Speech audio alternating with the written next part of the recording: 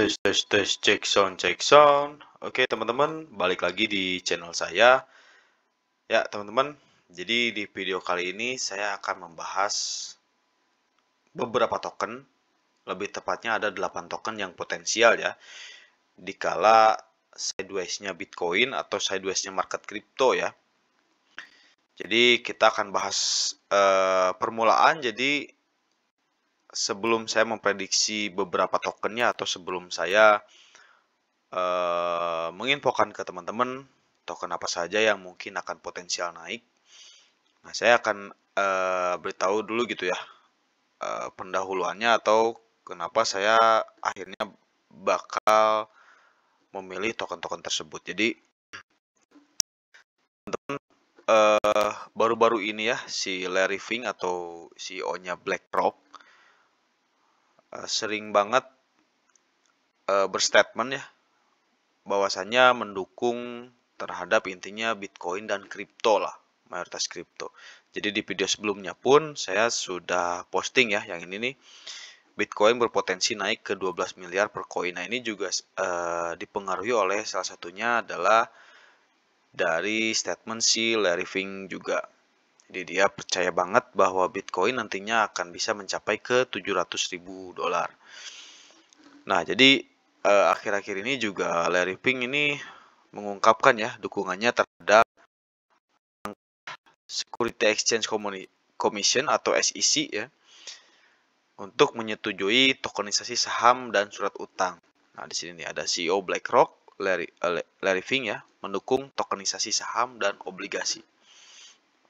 Jadi teman-teman sebelumnya mungkin saya bahas dulu ya. Apa itu tokenisasi saham dan surat utang? Jadi tokenisasi adalah proses ya mengubah aset fisik atau tradisional seperti saham, mungkin obligasi ya, menjadi aset digital yang dapat diperdagangkan di blockchain nantinya. Gitu. Nah, keuntungannya biasanya tokenisasi itu adalah ya biasa seperti sifatnya blockchain ya, dia transparan, artinya semua transaksi tercatat di blockchain dan dapat diverifikasi ya. Kemudian juga efisien karena mempermudah transfer kepemilikan tanpa memerlukan pihak ketiga. Kemudian juga nantinya ada faktor aksesibilitas atau memungkinkan investor kecil untuk memiliki sebagian kecil dari aset yang memang mungkin besar. Gitu. Nah, di sini juga ada dari investing.com ya atau idinvesting.com. Ini mengungkapkan bahwa memang si Larry Fink itu sedang memang fokus lah atau sedang ngotot banget pengen. Jadi ada beberapa poin penting ya dari pernyataan Larry Fink. Salah satunya dukungan terhadap regulasi ya. Jadi Larry Fink mendukung peran SEC dalam memfasilitasi regulasi yang memungkinkan tokenisasi. Kemudian juga langkah ini dianggap penting untuk menjaga kepercayaan investor global karena ya sifatnya transparan tadi. Kemudian juga beberapa poin lainnya adalah ya adanya manfaat untuk global. Kemudian juga nantinya adalah ada integrasi dengan BlackRock. Jadi BlackRock sebagai manajer aset terbesar di dunia mungkin akan memainkan peran besar dalam mengintegrasikan tokenisasi ke dalam aset atau ke dalam strategi investasi institusi besar. Gitu ya. Jadi ya intinya sih kesimpulannya Larry Fink ini percaya bahwa tokenisasi saham dan surat utang adalah langkah ke depan untuk memodernisasi pasar keuangan. Nah, dengan transparansi, efisiensi, dan aksesibilitas yang tadi ditawarkan oleh blockchain, nah tokenisasi ini berpotensi mengubah cara aset diperdagangkan secara global gitu. Jadi langkah SEC dan dukungan dari BlackRock bisa menjadi katalis utama lah dalam mempercepat adopsi kripto atau tokenisasi di seluruh dunia. Gitu teman-teman. Nah, sekarang kita langsung aja ya, kita langsung masuk teman-teman yang daftar tokennya mungkin menurut saya kemungkinan berkaitan ya dengan tokenisasi saham dan surat utang atau obligasi. Nah, ini juga mungkin akan mendukung teknologi semacam ini biasanya berada di sektor blockchain untuk keuangan atau DeFi. Jadi, nah ini berikut beberapa tokennya ya. Yang pertama menurut saya teman-teman adalah ini Ethereum ya. Nah, kenapa saya memilih pertama itu Ethereum? Karena ya Ethereum adalah blockchain utama untuk membuat smart contract ya. Dan di dalamnya ada tokenisasi aset. Jadi bakalan banyak proyek tokenisasi dibangun di atas Ethereum. Karena ekosistemnya memang luas dan dukungan teknologinya yang andal lah. Kemudian kedua, oke saya mungkin buat ini aja ya. Di Canva kita buat ini nih. Kita pakai papan tulis aja deh.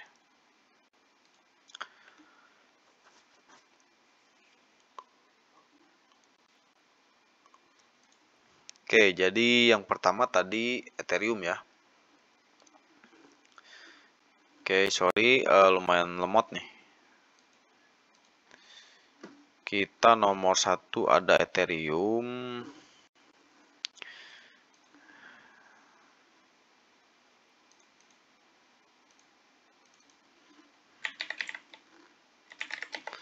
Nomor satu ada Ethereum ya.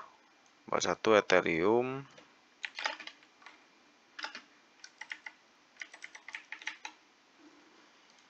Nomor satu Ethereum. Tadi kelebihannya karena dia punya smart contract dan juga tokenisasi aset ya. Kemudian juga dukungan ekosistem yang bagus dan tinggi. Kemudian yang kedua teman-teman di sini ada Polygon atau Polygon lah. Polygon atau ticker tokennya Matic ya.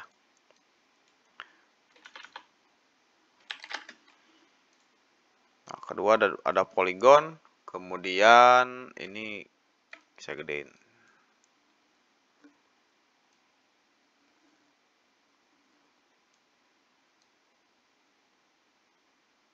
Taruh.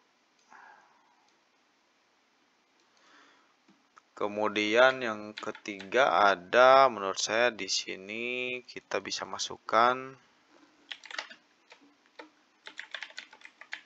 ada Chainlink ya. Nah, jadi tadi untuk Polygon menurut saya adalah memang ketika Ethereum mahal, Polygon adalah solusi atas layer 2 Ethereum ya.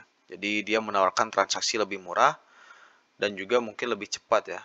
Nah, ini juga bakalan banyak proyek tokenisasi atau tradisional memilih Polygon untuk efisiensi biaya mungkin. Kemudian di sini ada Chainlink atau ticker tokennya adalah Link ya. Link. Nah, kenapa memilih Link untuk di urutan ketiga? Karena mungkin menurut saya Chainlink menyediakan infrastruktur Oracle.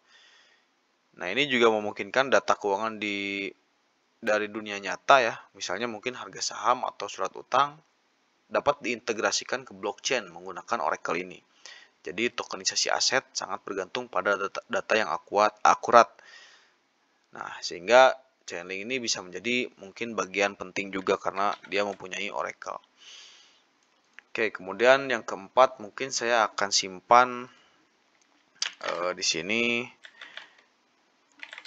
Avalanche ya. Avalanche atau ticker tokennya adalah AVAX. Nah, Avalanche ini dikenal karena kemampuannya dalam mendukung keuangan institusi dengan kecepatan tinggi dan kompatibilitas dengan Ethereum. Jadi beberapa proyek tokenisasi aset mungkin telah memilih Avalanche sebagai infrastrukturnya. Oke, kita cepat aja. Kemudian yang kelima di sini ada Stellar, teman-teman. Stellar Lumen atau XLM ya.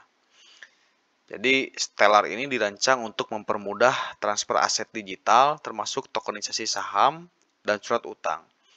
Nah, banyak proyek keuangan tradisional menggunakan Stellar untuk meningkatkan efisiensi sistem pembayaran, teman-teman.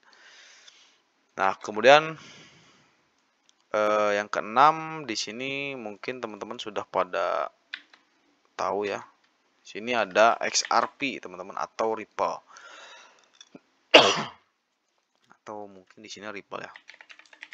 Ticker tokennya XRP. Jadi kalau Ripple ini memang sering digunakan untuk transfer aset nilai batas ya dengan cepat dan murah. Jadi termasuk juga transfer nilai yang mewakili aset tokenisasi. Jadi Ripple juga sering bermitra dengan institusi keuangan besar. Kemudian yang ketujuh kita lanjut aja. Di sini mungkin saya akan pilih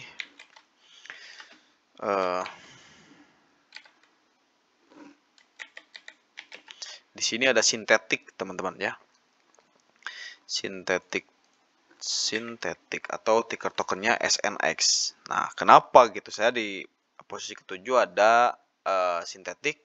Karena menurut saya sintetik adalah protokol DeFi ya, yang memungkinkan penciptaan sintetik aset. Jadi termasuk saham dan surat utang yang ditokenisasi. Kemudian kita lanjut yang ke-8, ini yang terakhir ya. Jadi teman-teman menurut saya di posisi terakhir ada mungkin bisa kita masukkan Polymet teman-teman, atau ticker tokennya Poly, POLY. Nah, kenapa Poly sorry.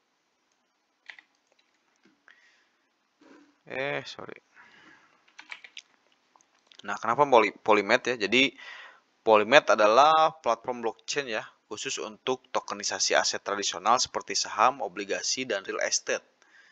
Jadi token seperti Poly mendukung adopsi token security secara global. Nah, itu teman-teman mungkin menurut saya kalau kita pilih 8 mungkin segini ya token pilihan saya. Mungkin kalau misalkan kita pilih 10 mungkin termasuk Ondo juga di sini. Itu juga salah satu tokenisasi aset tokenisasi lah atau RWA. Nah, namun kalau misalkan kita mengacu kepada tokenisasi asetnya saham dan obligasi, ya mungkin menurut saya ada di 8 token tersebut. Jadi ya kesimpulannya, token yang paling relevan kemungkinan adalah yang memang fokus pada infrastruktur blockchain untuk smart contract dan keuangan institusional seperti mungkin Ethereum, Polygon, dan Avalanche ya. Jadi mungkin selain itu proyek-proyek yang secara spesifik menangani security token misalnya mungkin Polymet atau menyediakan data untuk aset tokenisasi kayak Chainlink juga sebetulnya berpotensi relevan. Nah, jika memang statement atau ya si Larry Fink ya dari BlackRock ini benar-benar memasukkan ekosistem ini atau tokenisasi ini, mungkin kolaborasi dengan blockchain besar atau platform khusus kemungkinan akan terjadi dan juga mungkin ya token-token tadi akan kena hype-nya ya. Gitu ya. Semoga saja bisa terjadi lah ya, dan teman-teman mungkin sudah punya token-token jagoannya. Jadi menurut teman-teman kira-kira ada token lain nggak, atau teman-teman mungkin sedang pegang token apa gitu yang terkait dengan tokenisasi atau RWA lah ya. Oke, mungkin gitu aja paling untuk video kali ini. Sampai jumpa di video selanjutnya. Terima kasih.